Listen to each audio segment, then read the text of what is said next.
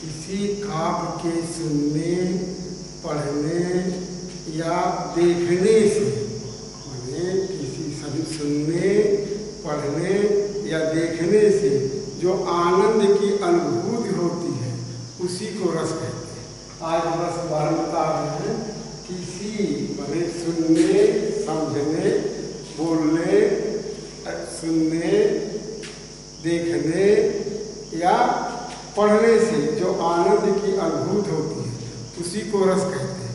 अब भरत जी कहे हैं कि भावानुभाव व्यभिचार संयोगादर्शोत्पत्ति, माने और आचार्य विश्वनाथ ने कहा है वाक्यम रसात्मकम काव्यम, रसात्मक काव्य ही वाक्य है। यही नहीं कहा गया है कि रसस्तु व्याधिनाशका, रस जो है रोगों का नाशक है। यदि आप ठहाका लगाकर हंसें और हमेशा, इसलिए लोग कहते हैं प्रसन्न चित्त रहिए, किसी प्रकार के मन में चिंता मत लाइए, अपने आप सारे लोग दूर हो जाएंगे। तो रस के बारे में कहा गया है सुनने, पढ़ने या देखने से जो मन में एक आनंद की अनुभूति होती है, जो मन को आनंद मिलता है या जो मन प्रसन्नचित होता है, उसी को हम रस कहते हैं। अब रस के बारे में जो है, अब इसका जो है वास्तव में मुख्य है इसमें अस्थाई भाव। यदि रस के रस भी जो है, यदि अस्थाई भाव याद हो गए, परिभाषा कुछ नहीं है। परिभाषा केवल यही है कि विभाव, मन विभाव, अनुभाव और संयोग, विभाव अनुभाव संयोग के द्वारा जो जैसे अस्थाई भाव जो भी है वो, जैसे मान लीजिए करोड़ का है तो करोड़ का विभाव, अनुभाव और संयोग के द्वारा जो करोड़ का है शोक, शोक नामक अस्थाई भाव पर होता है। अब एक का हम इधर कविता है उधर लिख दे रहे हैं। अब रस, रस जैसे मान लीजिए पहला आपका हो गया है श्रृंगार रस,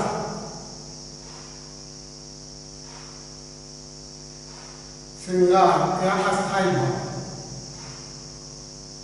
श्रृंगार का अस्थाई है रत, श्रृंगार का अस्थाई है रत। तो जहाँ रस के अस्थाई भाव हम तुम्हें बताते हैं, रस श्रृंगार हास्य हास्य करुण शोक कहलाते हैं। जहाँ रत श्रृंगार क्या है, रत है, और हास्य का क्या है, हास्य।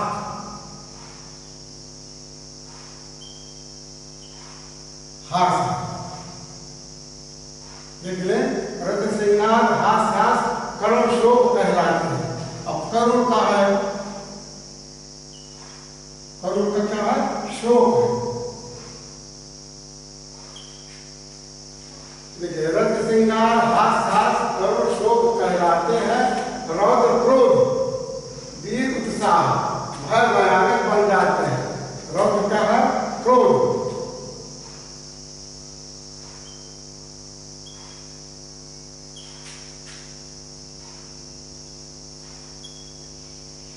देखिए इसमें रौद्र का क्या होगा, क्रोध होगा, और वीर का है उत्साह।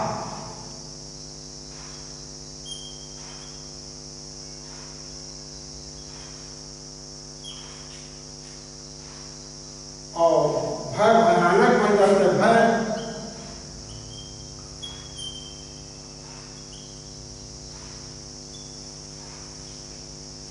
रौद्र को वीर उत्साह भय भयानक बन जाते हैं। और विभत्स उत्साह, विभत्स घृणा जिसको कहते हैं।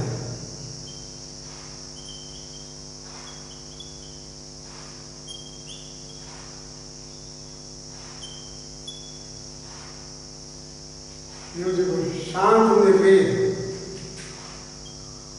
शांत उसका है निर्वेद।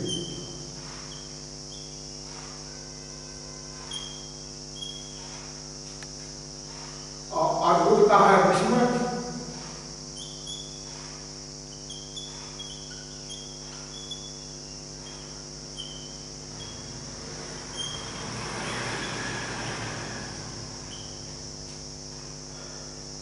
इतना कर लेंगे तो आगे के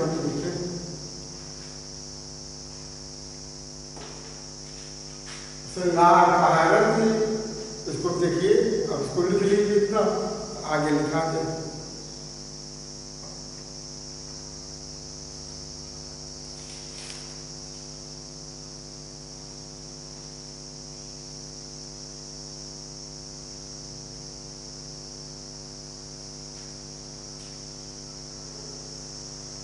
क्या यहाँ लिखते हैं, यहाँ लिखते हैं अब विस्मय होगा ना।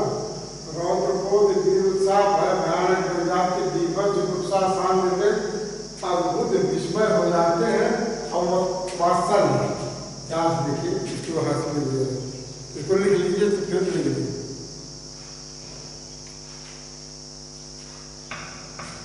वत्सल का है यहाँ इंस्टीट्यूशन है ना, वत्सल वत्सल का है वत्सल।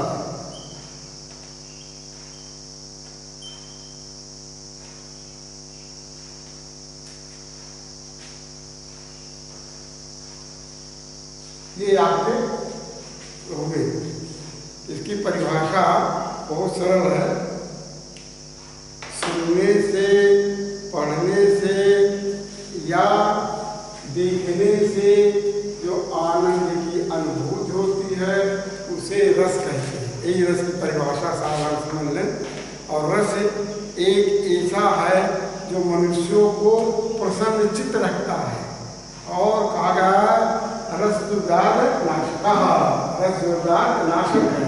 अब उसकी परिभाषा, अब इसके बाद इसको लिख लीजिए, तो परिभाषा इसको एक एक के उदाहरण और परिभाषा बता देना। हो गया, दिखाई दे रहा है ना, देख ले। जब रति नामक श्रृंगार का है, जब रति नामक अस्थाई भाव उत्पन्न होता तो श्रृंगार रस कहलाता है। श्रृंगार का रत जब रति नामक, तो उसी की परिभाषा विभाव अनुभाव संचारी भाव के द्वारा। परिभाषा सबको ही रहे, केवल अस्थाई भाव बदलना हुआ।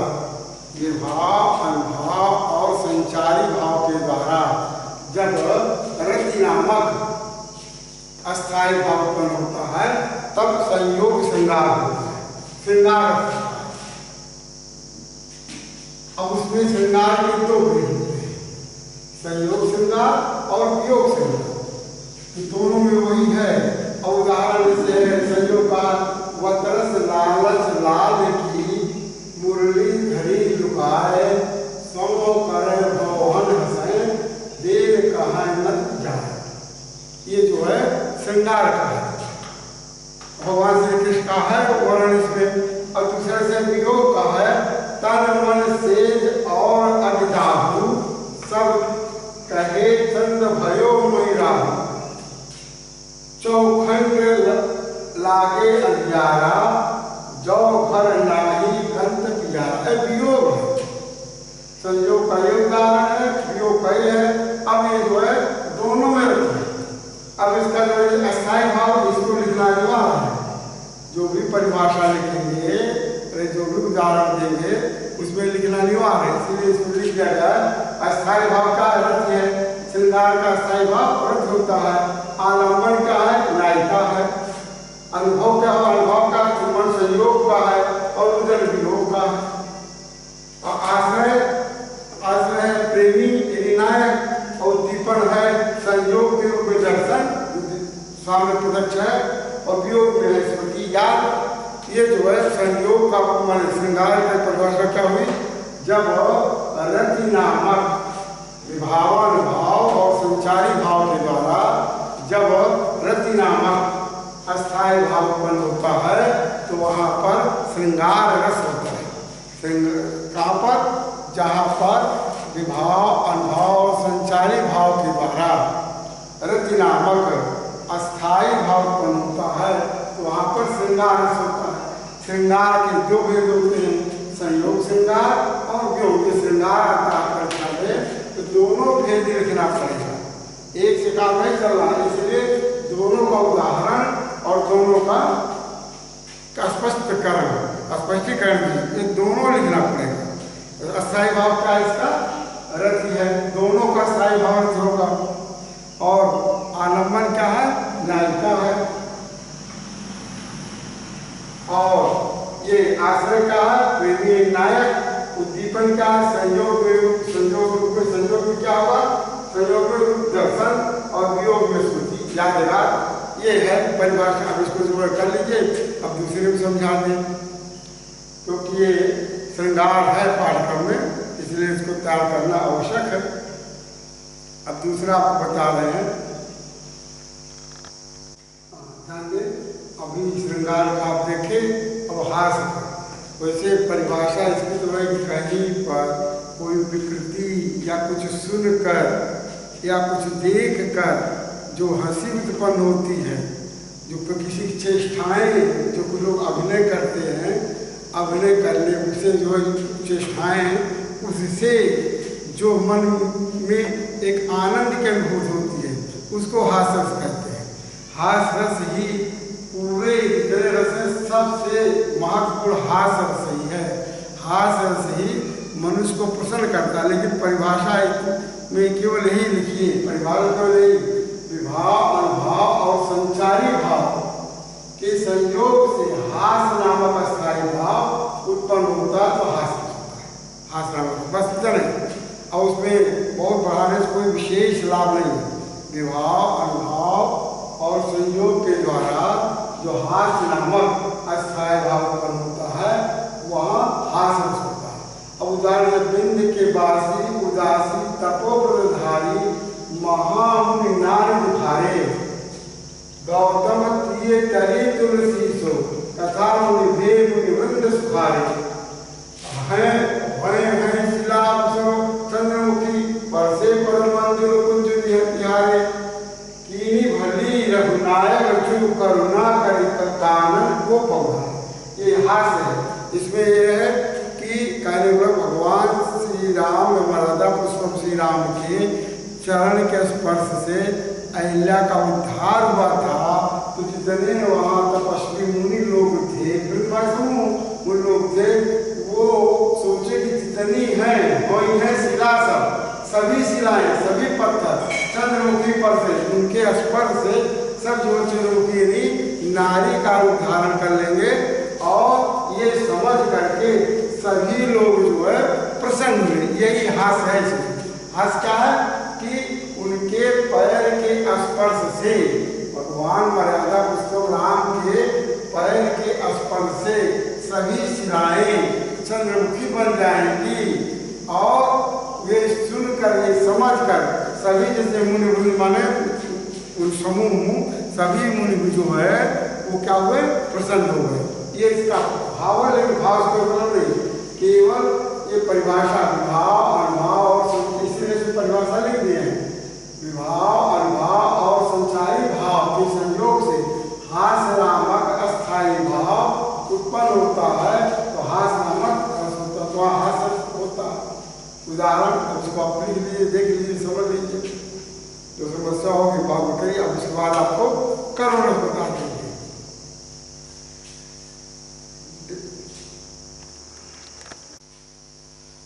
परिभाषा वही है, विभाव, अनुभाव और संचारी भाव के संयोग से शोक नामक अस्थायी भाव उत्पन्न होता है, तो वहाँ पर करोड़ होता है।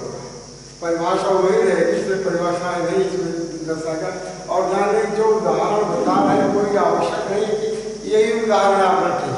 जो उदाहरण आपको सरल लगे, जो सही लगे, वो उदाहरण आप रख सकते। केवल एक उदाहरण के लिए है। तो करोड़ परिभाषा समझ में आ गया।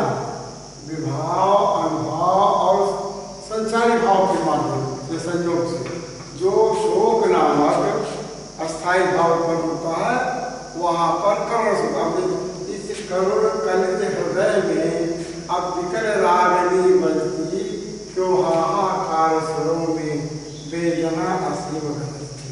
अब देखिए अस्थायी भाव क्या है, शोक। आगमन क्या होता है, जो कोई नष्ट हो गया, चाहे विनष्ट हो गया, स्वराज जो आज या दोस्त है, लेकिन 2-3 लिखना चाहिए। अब उद्दीपन में आ जाएगा, आपका जब सौ है, सौदा,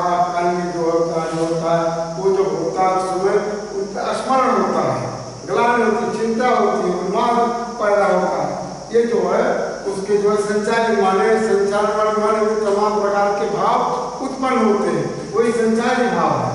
और वो उद्दीपन में ऐसा जो किए जाते हैं उसमें जो है उनकी यादें आती हैं। इसलिए ये जो है अस्थायी भाव का है शोक। परिभाषा केवल यही रहेगा, बहुत ज़्यादा लेकिन कोई लाभ नहीं होता है। जब विभाव अनुभाव और संचारी भाव के माध्यम से शोक नामक अस्थायी भाव उत्पन्न होता है तो वहाँ पर कर्म रस होता है। उदाहरण नहीं दिया गया, उदाहरण की आवश्यक नहीं है, यही उदाहरण आप लिखें। अन्य उदाहरण में जवाब को बता दिया गया श्रृंगार, हास और करुण। अब चौथे रस में हम प्रवेश कर रहे हैं। आइए चलिए चौथे रस में रौद्र। रौद्र का उदाहरण है अमृत। तब चौथा रस जो है रौद्र का होगा। अब उसको हम देखें तो आप जो है रौद्र, रौद्र का अस्थायी भाव क्या है? क्रोध। अस्थायी भाव क्रोध। अब वही परिभाषा इसलिए होगा विभाव अनुभाव और संचारी भाव।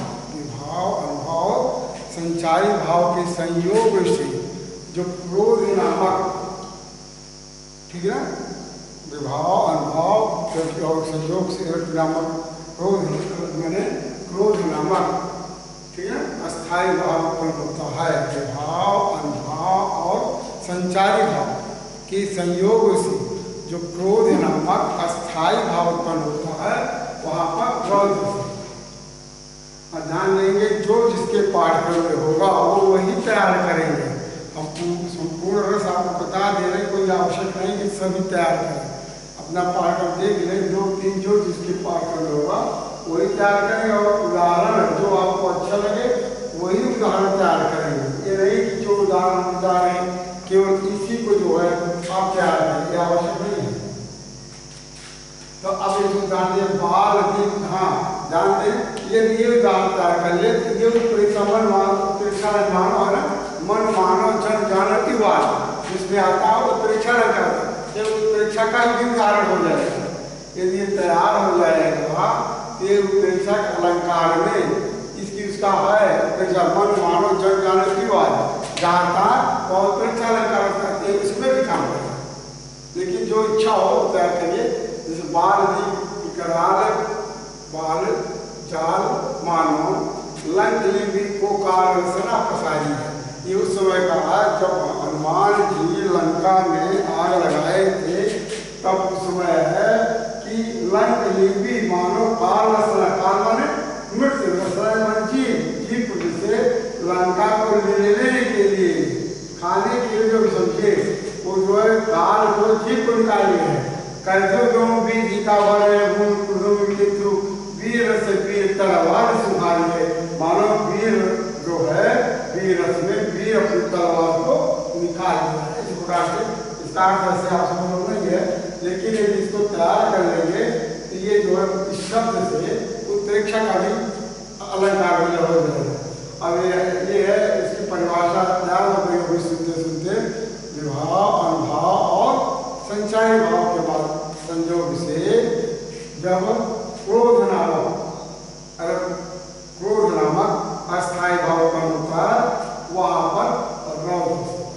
अब देखिए इसमें अस्थायी भाव क्रोध हो गया, संचारी भाव आगे जाएगा, उड़ता आएगा और गर्व होता है कि कैसे इसकी हिम्मत बनी कि जो हमको वहाँ दिखा रहा है, या कैसे हिम्मत बनी जो मेरी बात काटता वगैरह वगैरह, कैसे इसकी हिम्मत बनी जो अपराधी अत्याचार किया वगैरह वगैरह। जो आगे माने वो संचारी भाव में जो आते हैं मन में, उसी से जो है ये कह रहे धीरे धीरे मनुष्य में वो क्रिया प्रतिक्रिया उत्पन्न होती है। आलम्बन क्या है? तो शत्रु है, जो सामने खड़ा है या जो निंदा कर रहा है, आलोचना कर रहा है, या जो अपराधी है उसको देखने पर वही आलम्बन, उसको देखते ही मनुष्यों को माने क्रोध आवेग उत्पन्न हो जाता है, या उद्दीपन का शत्रु लड़का कभी कभी शत्रु लड़काता है, कोई निंदा करता है या अन्य प्रकार के करता है, तो उससे जो है क्या होता है उद्दीपन है, प्रहार देने से कोई किया और उसमें आश्रय क्या है क्रोध, जो क्रोध है और जो व्यक्ति है वो उसका अनुभव माने कभी लोग को मोड़ चबाना, दांत पीसना, सर को उठाना, ये उसके जो है अनुभव। ये देखिए उदाहरण यही समझ लें, कोई आवश्यक नहीं है कि यही उदाहरण आप तैयार करें। एक उदाहरण आपको तैयार करना है जो आपको अच्छा लगे, परिभाषा वही रखिए, क्योंकि एक ही रस लिखने को आता है तो कोई आवश्यक नहीं है कि आप पूरा जो है उस प्रकार से उसका अलग अलग आप करें। अब अगला जो है आपका अगला होगा वीर रस। तब हम जो है धीरे धीरे सभी रसों को बता दे रहे हैं और जो आपके पाठ करने हो देखिए। अब वीर रस बताए वो इसका भी होगा कि विभाव, अनुभाव और संचारी भाव के संयोग से, विभाव, अनुभाव और संचारी, विभाव, अनुभाव और संचारी भाव के संयोग से उत्साह नाम अस्थायी भाव उत्पन्न होता है, वहाँ पर वीर रस होता है। हाँ ध्यान दें, वीर रस के 4 प्रकार माने गए हैं। वीर रस पर 4 प्रकार होता है, जैसे युद्ध वीर, माने युद्ध वीर का मतलब जो युद्ध में वीरता दिखाए उसको क्या कहते हैं, युद्ध वीर कहते हैं। दूसरा दान वीर, जिसे कर्ण का नाम आता है, जो दान में श्रेष्ठ हो, दान वीर कहते हैं। और तीसरा आ गया दया वीर, जो दया वीर माने जंतुओं पर दया करे या किसी के सहार पर दया करे तो दया वीर कहते हैं। और धर्म वीर, धर्म वीर मतलब जो धर्म में श्रेष्ठ हो, तमाम आपको मिलेंगे इसे।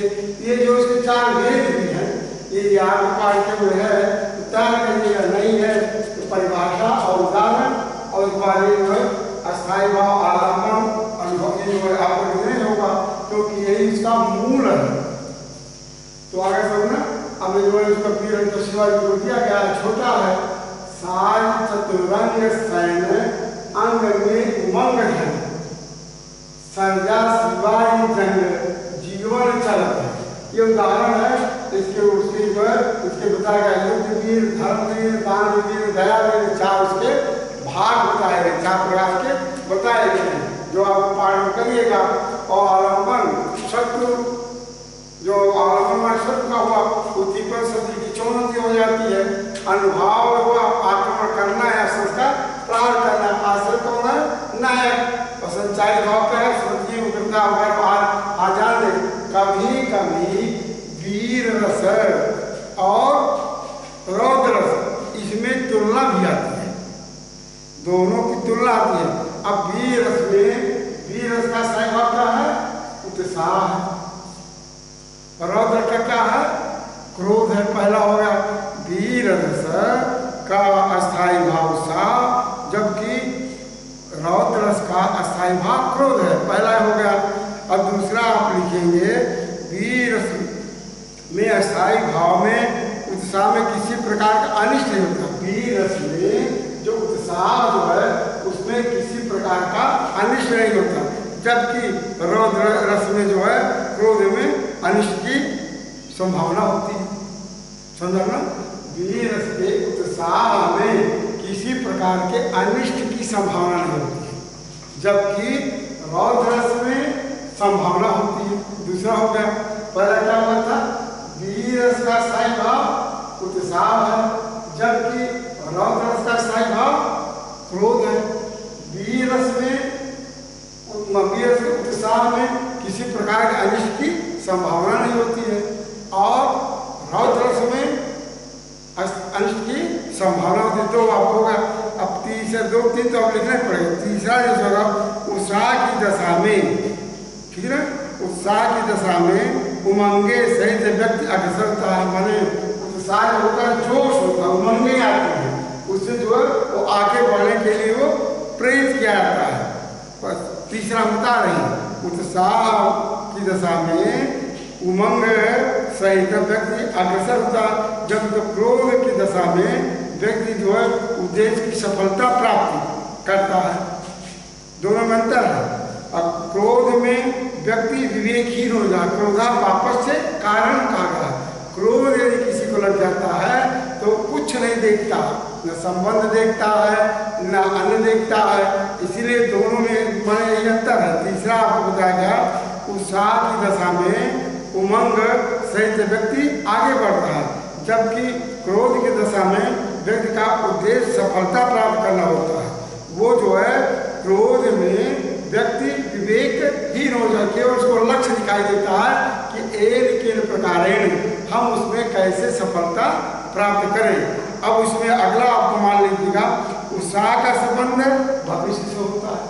जो उत्साह है, वीर से जो उत्साह है, इसका संबंध किससे होता है? भविष्य होता है। जबकि वो क्रोध का संबंध भूत और वर्तमान से होता है। भाई तीन होते हैं, भूत और वर्तमान से किसका संबंध होता है? रौद्र का। और भविष्य का संबंध किससे होता है? उत्साह से होता है। ये उसके भेद है। कभी कभी भेद पूछा जाता है कि रौद्र और वीर रस में क्या भेद है। ये चारों भेद को आप तैयार कर लेंगे। इसका परिभाषा न पूछा, उदाहरण न पूछा, तो भेद पूछ लिया, तो भेद में भी आप सफलता पाएंगे। 2 अंक का आता है, 2 का रस, 2 का छंद, 2 का अलंकार। तो आज रस पूरा हो जाएगा, कल छंद या उसको ले लेंगे या अलंकार ले लेंगे। अब इसको जो है नोट कर लीजिए। उदाहरण इतना हम कहेंगे, कोई आवश्यक नहीं है, यही उदाहरण आप याद करें। जो उदाहरण आपको सरल लगे, सुविधाजनक हो, उन्हीं उदाहरणों को आप लिखिएगा। अब अगले में हम सब आएंगे भयानक। चलिए भयानक देखिए, भयानक का हम उसकी परिभाषा बता। भयानक का अब आप जो छठवां भयानक बताया, जो आपके पाठ्यक्रम रहेगा वही तैयार करेगा, लेकिन समझ सब लीजिए। अब इसका जो है वही है विभाव, अनुभाव और संचारी भाव के संयोग से। विभाव, अनुभाव और संचारी भाव के संयोग से भय नामक अस्थायी भाव उत्पन्न होता है।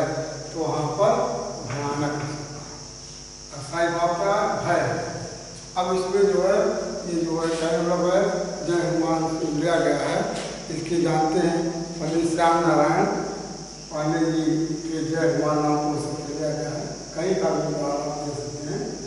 तो लंका की सेना तो कब की गर्जन रौ से कांप गई, हनुमान के भीषण दर्शन से विनाश ही भाप गई। उस कंपित संकित सेना पर कपिनाहर की मार पड़ी, त्राय त्राय सुर त्राय त्राय की सबको पुकार। ये उदाहरण है। अब इसमें वही अस्थायी भाव का है भय, आश्रय का लंका की सेना, आलम्बन कौन है? हनुमान है। उद्दीपन गर्जन के रौद और अनुभाव कामना पुकारना, ये भयानक का है।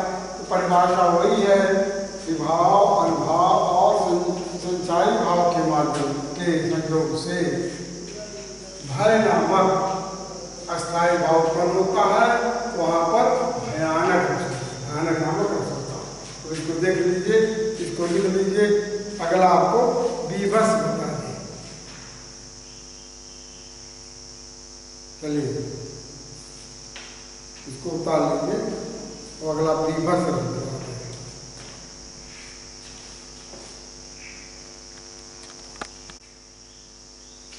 डालने उत्साह आपको बीभत्स कर सकता है।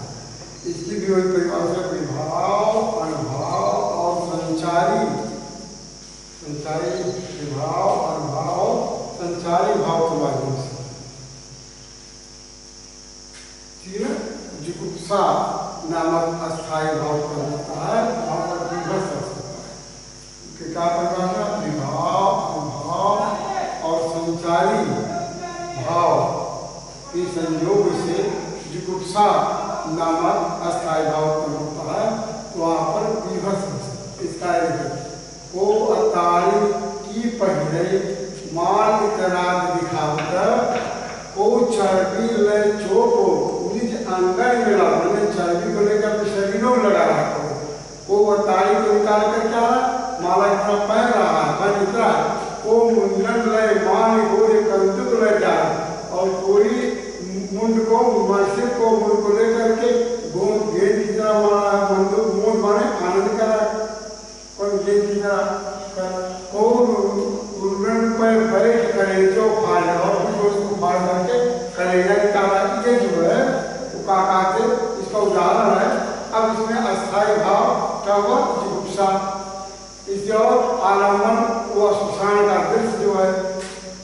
उसका रत्नाकर जी लिखे, हरिश्चंद्र का रत्नाकर जी द्वारा लिखा गया है। तो उद्दीपन, अतई का माला पहनना, पहन कर चलाना, आज या जो है चुंबन शरीर को शरीर में लगाना, ये सब जो है उसका उद्दीपन है। संचारी भाव, धैर्य, ज्ञान, काम दुख होते हैं, ज्ञान में चिंता होती है, दुखी होते हैं, इसलिए कहते थे कि कहा गया है कि अंत में सभी को जो अश्मशान में जाते हैं तब उनको पता लगता है का विविध रोग जुटम क्षण में शरीर सर्वंगुर है। लोग तमाम प्रकार के अहम में रहता है, तमाम प्रकार के अनेक प्रकार के क्रियाएं होती हैं, लेकिन जब अश्मशान घाट जाते हैं तब उनको वास्तव में पता लगता है कि ये मनुष्य की शरीर एक पानी के गुल्ले की तरह है, कब नष्ट हो जाए किसी का कोई भरोसा नहीं है। एक ज्ञान कब होता है?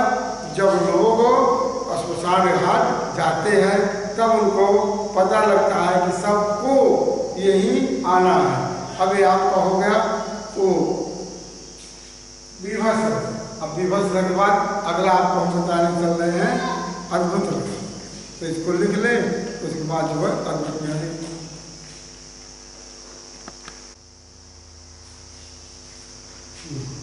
अब आपको बता रहे हैं अद्भुत। इसका स्थायी भाव और विस्मय आश्चर्यचकित होना, विभाव, अनुभाव और संचारी भाव के संयोग से विस्मय नामक अस्थायी भाव उत्पन्न होता है तो अद्भुत होता है। विभाव, अनुभाव और संचारी भाव के संयोग से विस्मय नाम अस्थायी भाव उत्पन्न होता है, वहाँ पर अद्भुत। जैसे उदाहरण, यहाँ वहाँ बालक देखा मत भ्रम मोर की आन विशेखा, परम पुलकित मुख वचन न आवा नैन मूर्ति चरण से। जब कौशल्या देखी जब भगवान श्री राम को यहाँ भी नाव थी और उधर भी दिखाई दे रहे थे, तो उनको भ्रम हुआ कि ये तो काका थे, ये कैसे आश्चर्य हो रहा। तो वही जो इनको विस्मय हुआ था वही जो है अद्भुत का अस्थायी भाव हो गया। तो यहाँ पर क्या आलम्बन, यहाँ वहाँ बालक का दिखाई देना, इधर उधर जहाँ देखती थी, इधर देखती थी, उधर भगवान राम दिखाई देते थे बालकों में, तो वो जो है उनका क्या हो गया आलम्बन हो गया। अनुभाव, उससे क्या हुआ तन पुलकित मुख वचन न आवा, तन जो है उनका मन तन पुलकित मुख वचन न आवा, मैंने उनको जो है फिर बोल न पाई, तो जो उनके वचन मैं बोल नहीं पा रही थी, मुख वचन मुख से बाहर नहीं निकल पा रही थी और संपूर्ण हो रहा था। ये अनुभाव संचाई और जड़ता वो उनका नयन मूल्य चलवाने वहाँ बंद करी तो वहाँ खड़ी हो गई, यानी कह लो जड़ता पितर, इसे पितर पितर जो कहते हैं, ये जो है तो उत्पन्न हुआ, ये संचारी भाव। इसलिए परिभाषा ये विभाव, अनुभाव और संचारी भाव के संयोग से विस्मय नामक अस्थायी भाव उत्पन्न होता है, वहाँ पर अद्भुत रस होता है। ये उदाहरण है, वो आपके पाठ्यक्रम में होगा, इसको तैयार करिएगा, और यह पाठ्यक्रम नहीं होगा तो इसको अपना छोड़ दीजिएगा, कोई आवश्यक नहीं। लेकिन इसको जो है देखना, अगला जो है आपको बता दे रहे हैं वो वात्सल, ये शांत रस लेंगे, शांत बात वात्सल जो आपका और बच रहा है, अभी आपको समझना है। और कुल आपको बताए गए कितने 8 के नाम आप बता सकते हैं ना। अब जैसे 8 में पहला आपका क्या हो गया श्रृंगार रस, श्रृंगार रस क्या है अस्थायी भाव रत है। फिर दूसरा आपको बताया गया हास्य, हास्य का क्या है हास्य रस का हास्य है। और फिर उसके बाद आपको बताया गया कौन सा करुण रस, करुण रस का अस्थायी भाव क्या है शोक है। फिर आपको बताया गया रौद्र, रौद्र का अस्थायी भाव क्या है क्रोध। फिर उसका वीर, वीर का है उत्साह। वीर और रौद्र इन दोनों का तुलनात्मक भी, दोनों में क्या अंतर है ये भी आपको बता दिया गया। फिर आपको बता दिया गया भयानक, भयानक का क्या है अस्थायी भाव भय है। और उसके बाद आपको बता दिया गया विभस, विभस का क्या है जुगुप्सा है। और उसके बाद आपको बता दिया अद्भुत। अद्भुत का क्या है? विस्मय है। ये आपको हो गए। अब आगे जो है आपको बता दे रहे हैं शांत रस। अब शांत रस का जो है ये तमाम उदाहरण आपको शांत रस के मिलेंगे। अब उनको जो है यदि आप ध्यान से देखेंगे तो शांत जो है मुख्य भजन आदि जैसे होता है, शांत रस का होता है निर्लीन। शांत का क्या स्थायी भाव? निर्लीन। तो उसका भी परिभाषा हुई है, विभाव, अनुभाव और संचारी भाव के संयोग से, विभाव, अनुभाव और संचारी भाव के संयोग से निर्वेद नामक अस्थायी भाव उत्पन्न होता है। वहां पर शांत रस, जैसे अवलोन रसानी अवलोन रसनियों, जैसे भगवान को जाते हैं अवलोन रसानी, इसको लिख लिए होंगे ना।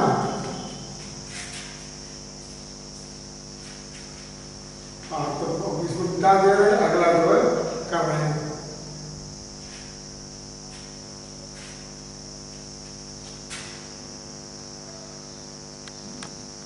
अब आपको शांत होता है। शांत का अस्थायी भाव निर्वेद, शांत का अस्थायी भाव निर्वेद, विभाव, अनुभाव और संचारी भाव के माध्यम से, विभाव, अनुभाव और संचारी भाव के संयोग से निर्वेद नामक अस्थायी भाव उत्पन्न होता है। तो वहां पर शांत रस होता है। परिभाषा क्या है? विभाव, अनुभाव और संचारी भाव के माध्यम से जब निर्वेद नामक अस्थायी भाव उत्पन्न होता है वहां पर शांत। अवलोन रसानी अवलोन रसनियों, राम कृपा भव निशा सिरानी जागे प्रेरण रसनियों, पायो नाम चार चिंतामण पुर कहते रख सनियों, श्याम रूप सुधि रुचि कसौती चित कंचन ही कसइयों, परवश जान हस्यो इंद्र निज बस हईना हसइयों, मान मधुकर पन कर तुलसी रटपन पन कमल हसइयों। ये जो है उदाहरण है शांत रस का, जो तुलसी द्वारा लिखा हुआ है। ये जो उदाहरण देख ले। और अस्थायी भाव उद्दीपन सांसारिक साका वाले जो है ये देखते हैं कि सारा संसार जो है नश्वर है, सारा संसार नश्वर है। इसमें जो मकड़ी की जाल की तरह कागज कारज नाना जंजाला, मनुष्य जब इसमें फंस जाता है तो वो इससे निकलने के लिए प्रयास करता है।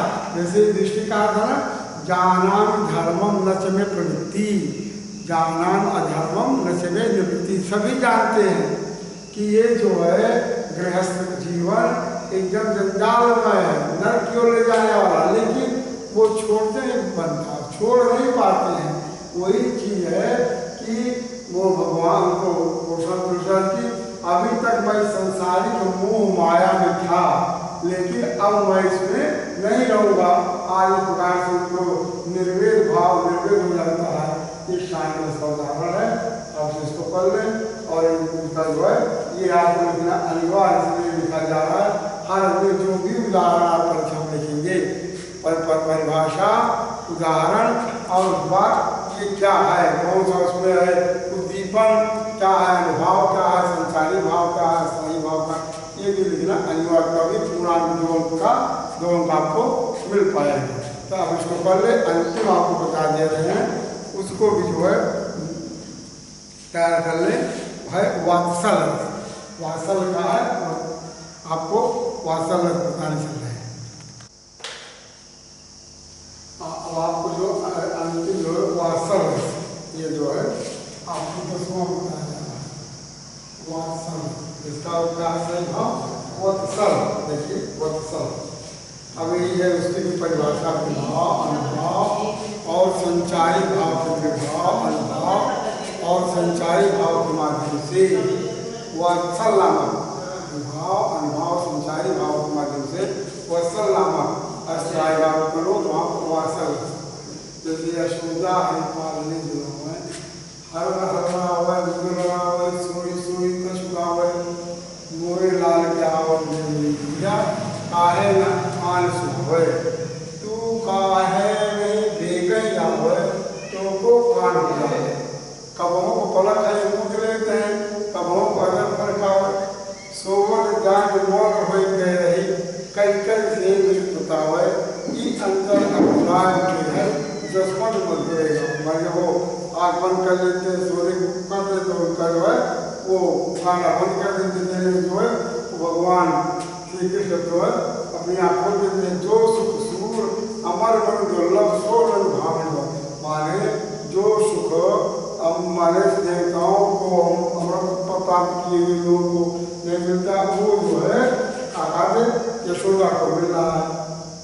ये इसका जो है वासल का है। अब वासल के भी कुछ लोग जो है दो भेद बताते हैं, अस्थाई और अस्थाई, भाई संजोग और वियोग। संजोग मतलब होता है जब माता पिता की उपस्थिति में बालक प्रदर्शित करता है। संजोग मतलब जब माता पिता की उपस्थिति में बालक प्रदर्शित करता है उसको क्या कहते संजोग कहते हैं। और वियोग मतलब बालक के बिछुड़ जाने पर माता पिता के स्नेह में वियोग वासल होता है।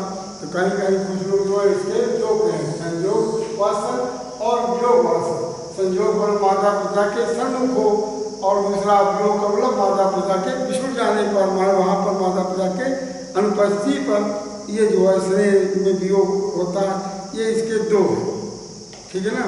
वात्सल्य, अस्थायी भाव, आलम्बन, उद्दीपन, आश्रय और भाव, ये जो है वात्सल्य। कुछ लोग जो है एक रस और भी कहते हैं भक्ति रस, लेकिन आपके पाठ्यक्रम कहीं है नहीं, इसलिए उससे भक्ति रस से कोई विशेष संबंध नहीं है।